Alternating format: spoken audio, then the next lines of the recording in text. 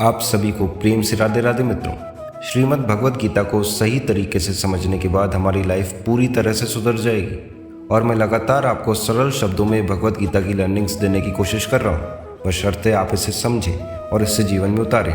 मैं आज आपसे बात कर रहा हूँ 10वें अध्याय के 8वें श्लोक की, जिसमें भगवान श्री कृष्ण ने अपने वास्तविक स्वरूप को प्रकट किया है। वे कहते हैं, मैं ही इस संसार का मूल कारण हूँ, मुझसे ही सब कुछ शुरू होता है, सारी दुनिया मुझसे ही चलती है। जिस व्यक्ति को यह ज्ञान हो जाता है वह केवल ज्ञान से संतुष्ट नहीं रहता, बल्कि गहरे प्रेम और भक्ति से भगवान की उपासना करता है। उसे यह भी एहसास हो जाता है कि यह सारा ब्रह्मांड, हर व्यक्ति, हर अनुभव, सब कुछ ईश्वर से ही आया है और उसी में विलीन होगा। यह श्लोक भक्ति और ज्ञान का सुंदर मेल है।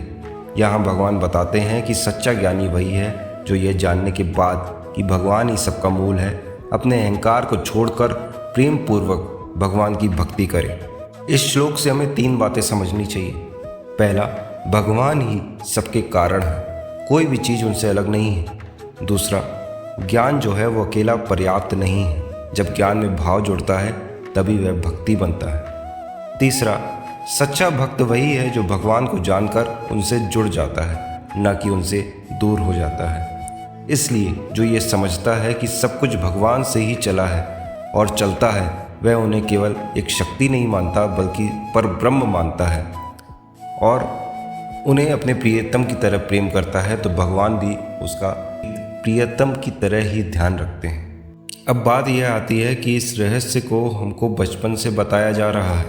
हमें बहुत सी ऐसी गहरी बातें मालूम है, लेकिन हम अपना जीवन क्यों नहीं बदल पा रहे?